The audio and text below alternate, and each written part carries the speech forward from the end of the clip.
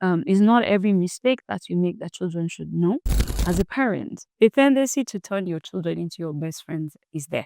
To an extent, you are communicating with them your personal life without even knowing.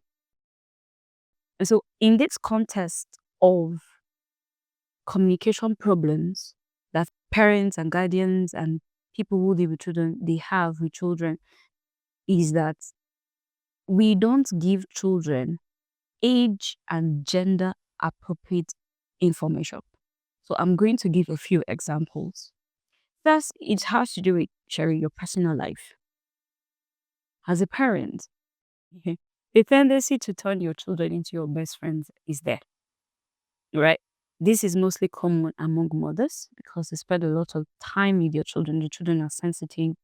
You can see a toddler, a year and 6 months old, they are sensitive to how their mothers feel. And they can say, "Hey, mommy, what is wrong with you? Why are you so sad?"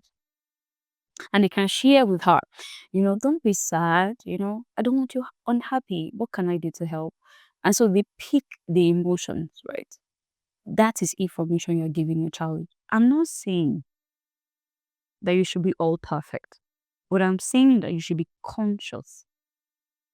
Let me give this scenario. If, as a mom or as a guardian, you are a mother, right? And then you're having issues with either your male partner, it could be a stepfather, it could be a boyfriend, a fiance, or a husband, and it affects your moods, it affects the way you behave, it affects the things that you do. Your children, they see these things, right? To an extent, you are communicating with them your personal life without even knowing. So it is important to manage the information we give our children regarding our personal life. There are certain things that are not age appropriate because it begins to form their perspective towards certain things. Now, if the child sees a mother being maltreated by the father or by a man, they can begin to perceive men as wicked, regardless of what the scenario, the situation was. And even when the woman is not treated poorly, but she perceives that she's treated poorly, or for whatever reason she misbehaves, the children will end up seeing the man as the trigger. And that is not a good perspective. All right. So it is good to shield children from certain information when it comes to your personal life. Right. It's not every mistake that you make that children should know. It is not every flaw that you have or weakness that children should be aware of. Right. For those of us who are addicted to drinking and smoking, it is not advisable that you drink and smoke.